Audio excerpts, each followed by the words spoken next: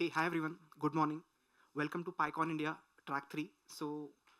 We'll start, I think we're on track on time. So we have a first talk by Urvashi Choubey on Lint like lightning and deploy like ninja, Ruff plus Dagger in action. So yeah, Urvashi.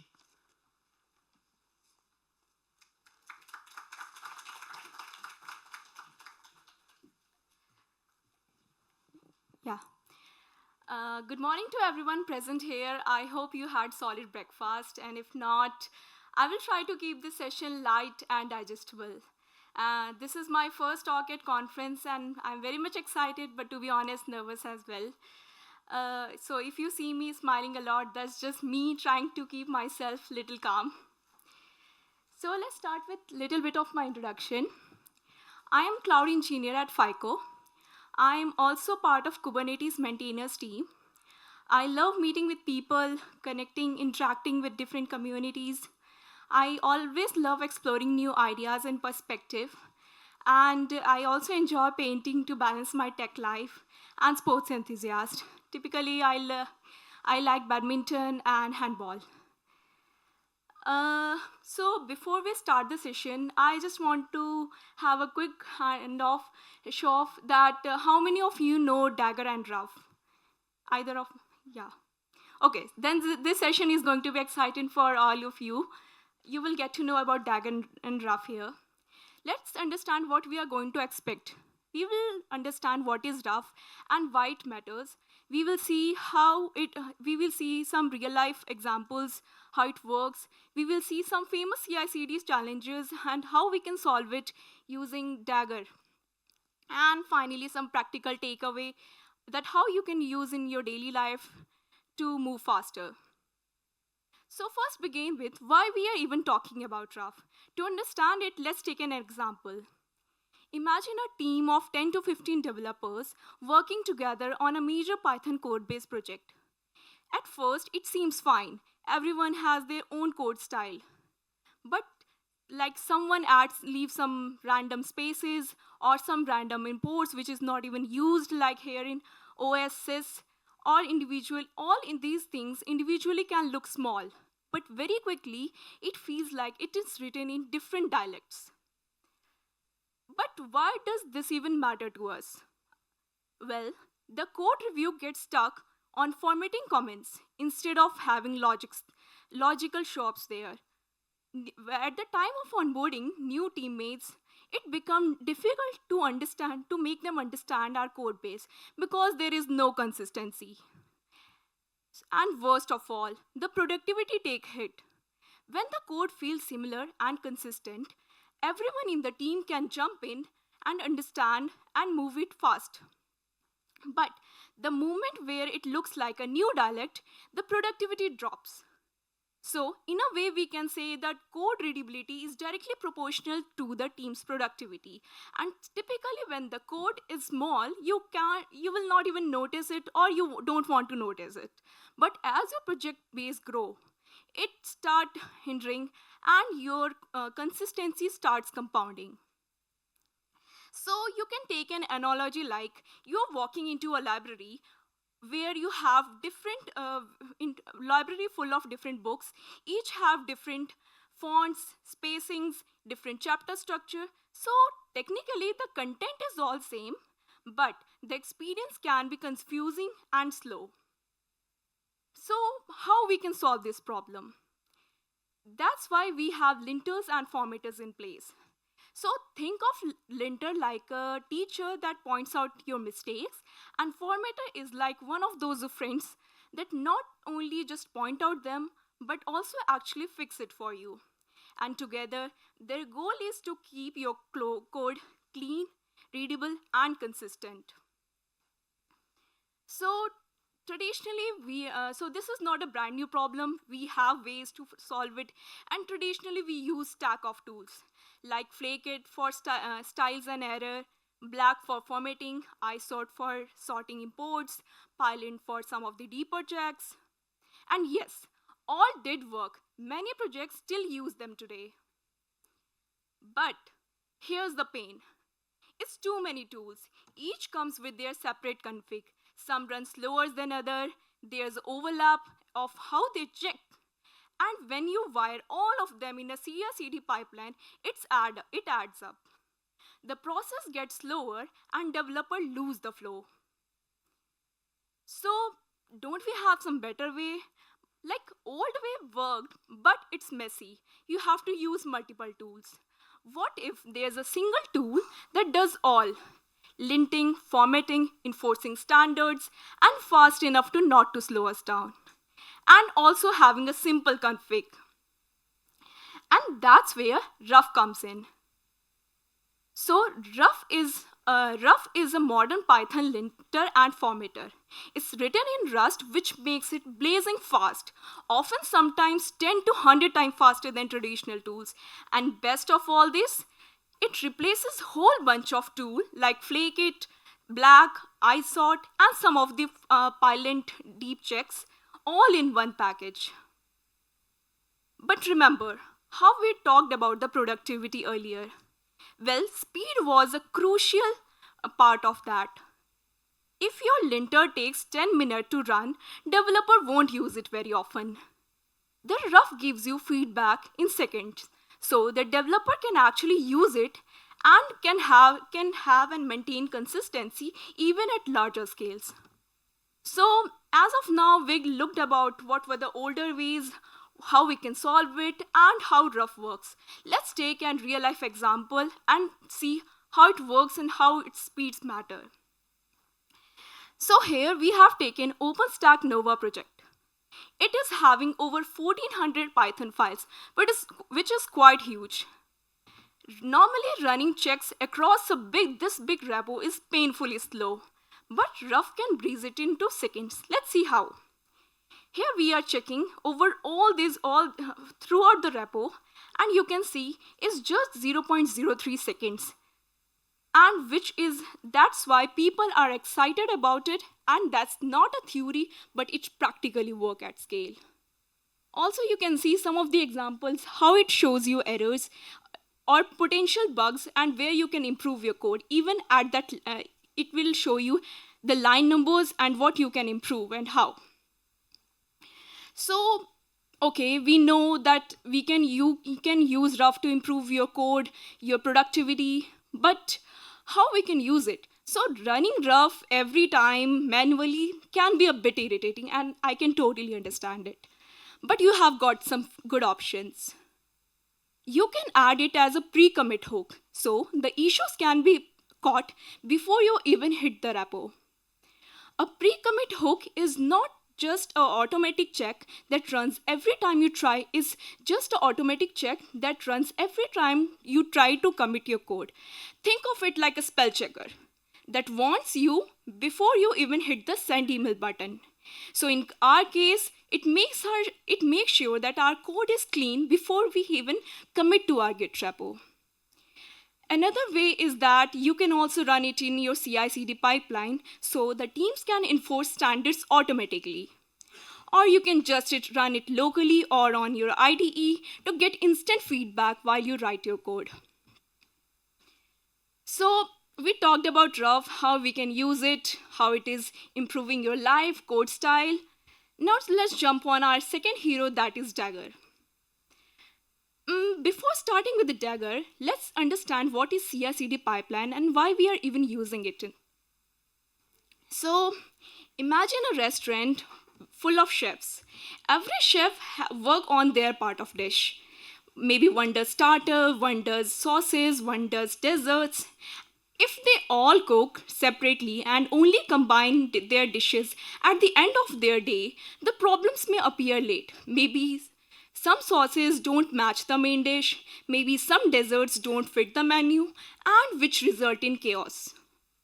So here we can say continuous integration here is like a daily taste testing. What if every time the chef finishes a dish and it immediately gets checked? Does it matches the recipe? Does it matches or pairs well with the main menu? Or it is having good presentation, things like that. And if there's a mismatch, you can find it right away. And not at the end of your service. So it results in a smoother collaboration, fewer surprises, and customer will get consistent menu resulting to a happy customer. Similarly, CI/CD pipeline in simple terms is about CI, which is continuous integration, is about making sure everything works together before it reaches to the customer. Or CD pipeline, CD is continuous delivery or deployment, which is about serving it safely to your customer. So imagine a day one of your project. Everyone is excited. Front-end team, back-end team, data team, DevOps team, all teams are happy and aligned. Day one of your CI pipelines look very good. It's light, maybe few builds, some test, a linter, everything is smooth. Builds run quickly, and the failures are clear, pipelines feels invisible, life is simple, sorted. The system feels like it's fast, reliable, and predictable. Perfect. That's the honeymoon phase, where the things are easy. Now let's fast forward to day 50. So by now, day 50, every team have their some requirements. Maybe the front-end teams come with their some tools requirement like Storybook, ESLint to validate some UI component. Data team comes with introduce some TensorFlow-based model, which to have some validation checks. Similarly, security team demands you to have some vulnerability scans, compliance checks, secret detections. Suddenly, our pipeline is no longer simple. They have grown heavier, longer, and complex. What felt like a smooth factory earlier now feel like a crowded assembly. Too many tools, too many checks, too many cracks, and things started to being complicated. So to understand why things are started to feel as complicated, we need to understand two perspectives. First one is developer and second one is CI interface. So in the developer world, they just install the tool locally, run testing, and pass it once. And if everything works, they assume they are at a good position. Yeah, it's their machine, their environment, and their setups. But for the CI or the DevOps team, they live in a different world. They must integrate every tools, maybe the Node for the front-end team, Python version for the back-end team, ML libraries for some data team, compliance check for the security, and they don't just need to work it once, but also they want it consistently across all environment, pipelines, and teams. So while developer says that it works on their machine, but CI pipeline still might choke. And that's the disconnect between individual optimization and collective integration. And here's where complexity really grows. So many of you might say, okay, we understand work on my machine problem, and that's why we have Docker in place. Yeah, you're right. Docker containerization gives us a huge step forward. You can now package your app with dependencies, creating consistent and reproducible environment. And that's totally right. Suddenly, the local machine and CI runner matched more closely. Builds become repeatable, bugs from the versions mismatch has been reduced, and people and the whole process felt more stable. With Docker, many teams felt like they have finally solved the problem of work on my machine issue. It was a game changer. It was a game changer, at least for the beginning. So Docker was really an evolution, but not for all. For a while, it felt like problem has been solved. The project scaled, cracks started to show. But as the project scaled, cracks started to show up. Let's look at some of the problems how team began to face. Problem number 1. Every change rebuilds everything, which means imagine you change one line of your front-end code. With Docker, the whole image often has to be rebuilt. Even tiny changes can trigger a massive rebuild. That means longer pipelines, slower feedback, and again are frustrated developers. You fix one typo and you wait for 15 minutes for CI to churn through it. Problem number 2. Another drawback is lack of composability. For example, imagine a front-end team who baked a very good SSL config into their Docker image. Now, backend team wants to reuse it. But here's the catch. That the config is logged or buried inside 1.2 GB binary image, and to access it, backend team has to pull the entire image and build on top of it, which slows down the builds and also wastes storage. So the essence here is that Docker works at binary image level, not at function or config level. This means teams often end up duplicating same setup across their own Docker files, leading to heavier pipelines. And the problem number 3, that is registry bottleneck. Let's understand what it is. Docker also relies heavily on registries. If the central registries goes down, your entire workflow is blocked. No pulling images, no running jobs, no deployments, and suddenly all teams are in waiting state. And that's a serious bottleneck issue when it comes to critical systems. So, as an engineer, that makes you think like, what if the builds didn't have to start from scratch? What if the configs and steps were modular, reusable, and composable? What if instead of shipping a final baked cake, we shipped recipe to anyone? They can reuse it, extend it, and adapt it. And that's the mental shift here. Docker packages the result, but what if we package the process? What if you could package the process here? And here's where Dagger comes into the picture. So think of Dagger like a set of abstraction over core building blocks of CI/CD pipelines. We have talked about Docker files and containerization. Others can include things like file system, Git version control, directory, and much more. Dagger exposes all of these as API. You can use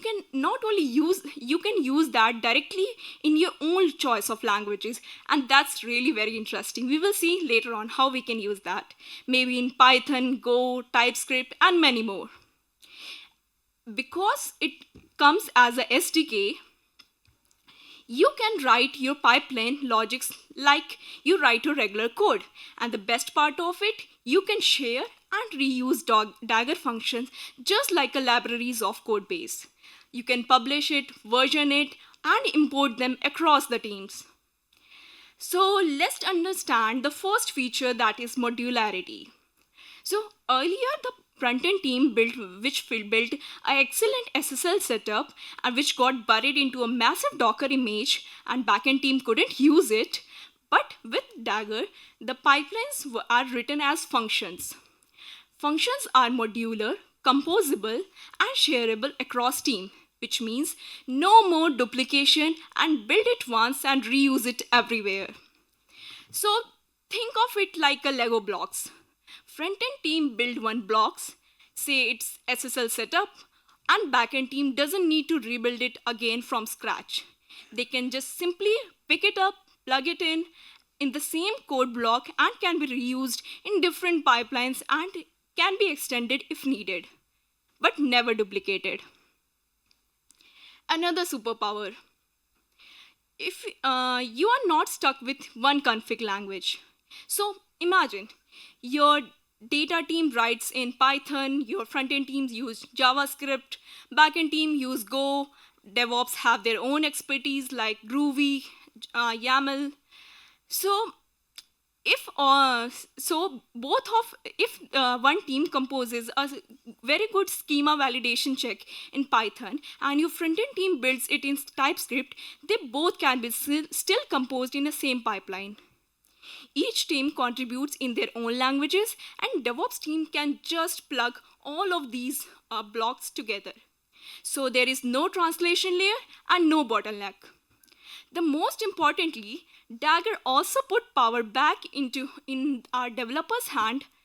Like, since the developers know the best out of their requirements, they can just write their test cases or CI logics in their preferred languages.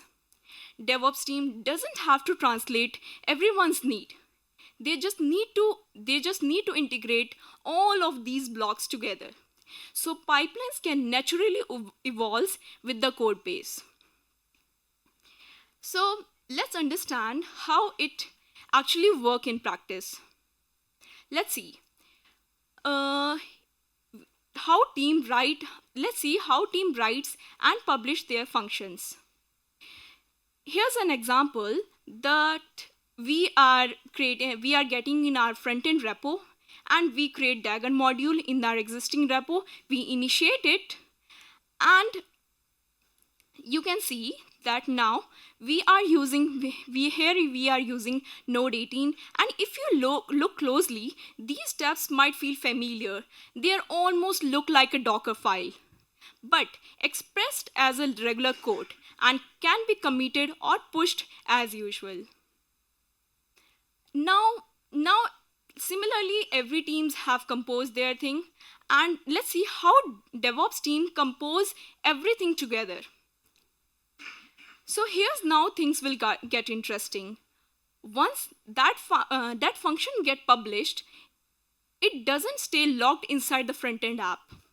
The DevOps team, or really any other team, can pull it and reuse it again. And it doesn't even matter what the language they are using. If your focus is on line 16 to 18, you can see that the backend team might be writing in their Go, data team might be writing in front-end team might be writing in TypeScript, but the essence here is that Dagger modules are language agnostic. So DevOps team can simply put all these things together and build all these building blocks together from different teams like front-end, back-end, data, security, and put it in a single unified pipeline without anyone duplicating the work. And here's the mental shift. Dagger modules behave just like a normal code libraries. So before I wrap up the session, I want to address something very important. Many of you might say that, okay, perfect, we understand, we can code in my own favorite language. We can also reuse that modules, functions, perfect, but my team have already massive CI pipeline. Do we need to throw all them on a side and then start using Dagger? No. The answer is no, not at all. Dagger is designed to be modular and composable, which means you don't have to replace your existing CI pipelines. Instead, you can start with small. You can write just one part of your workflow, maybe the build function or the test function, as a Dagger code, and then call it in your CI, maybe the GitHub Action, GitLab CI, Jenkins, or whichever you are already using. Let's dive into it. How? So when you run a CI pipeline with Dagger inside a GitHub Action, here's how things flow. So here we have taken GitHub Action, and I will go through the workflow for a GitHub Action thing. It starts all with a GitHub repo. An event like push or pull request triggers the workflow. The workflow is picked by GitHub Action runners, which begins processing the job. When it hits the Dagger for GitHub Action step, the control is passed over to Dagger. That action calls Dagger CLI with modules, functions, and arguments you have defined. The CLI then connects to a Dagger engine. Either it's reusing the existing ones, or it spin the new one inside the GitHub runners. And finally, the pipeline completes either with the success or the failure, and you see logs right in your GitHub Actions. It's just like any other jobs. So thanks for being patient for last 50 minutes. And we saw why we are talking about Ruff today, how it solves a lot of our problems, and how you can start using Dagger in your day-to-day life. And all about it and how you can integrate in your existing CI pipeline. So thanks for being patient for last 30 minutes. I hope that wasn't so rough. And you can scan this. And connect me. And thank you, everyone. We can have questions in person because I think we have hit the timeline. Okay. Checking works great, I'm sure, on the CI pipeline. In case there is, since Ruff allows auto formatting, Yeah. do you also auto format in the pipeline and create a commit? If so, how does that work? So for a lot of the checks, actually, for auto formatting, it actually automatically do auto format, and we have a command line for it. So when you do that, maybe it's that dagger format dot. So it will do formatting for all, and you don't have to do it manually. So it's for formatting. For some of the checks, maybe some imports, it will not remove it automatically. You have to go and see the code, and if there is any repetitions, you can do it. Yeah, but does the CI pipeline then commit after formatting? That's why I said you can use it as pre-commit hook. So pre-commit, for the pre-commit hook, yeah.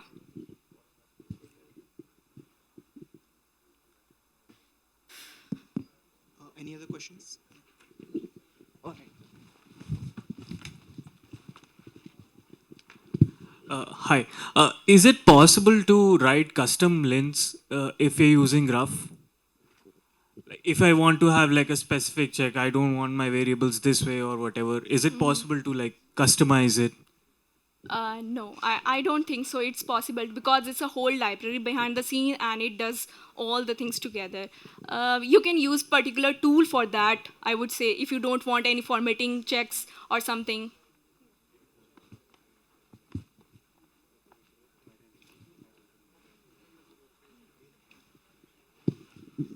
Hello. So when we are building a production image, we want to remove the type hints from Yeah. the Python file. Otherwise, the typing libraries will also take space in the Docker image. So can Ruff help with removing those type hints after we have done development and we want to push it to production?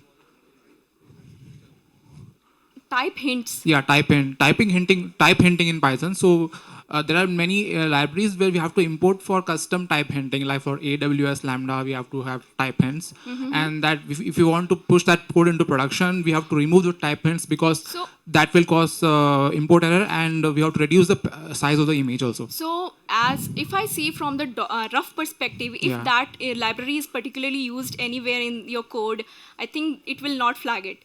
If it is not being used, then maybe it can flag it and you can remove it on the basis of results or check results what you have got. So, Okay. does it answer the question?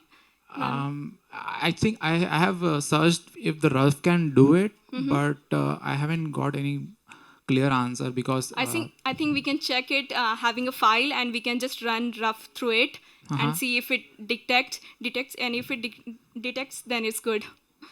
Then okay. and not checked for particularly for your use case. Okay. So I just wanted to ask, like, for let's say, can we create some complex workflow? So let's say in Pylint, we can create Pylint RC files, and we can block certain imports of certain libraries. So we wanted to use something like That's a really util functions, right? That's a really good question. That's why I mentioned here that some of the pylint deeper checks, but not all. So it's but like a rough is a subset of it, but not for all checks that pylint does. So yeah. Okay. And for Dagger, can we use it in mono repos, like a single repo that has both front end, back end, and Yeah. infra code? Okay. So another thing is, like, for Dagger, does it work with front end, back end, or like we can use it for infra stuff also, like Terraform templates or something like those? For Terraform, I'm not sure about it because it is specifically dedicated for the continuous integration part. Yep. So Okay. no. Got it.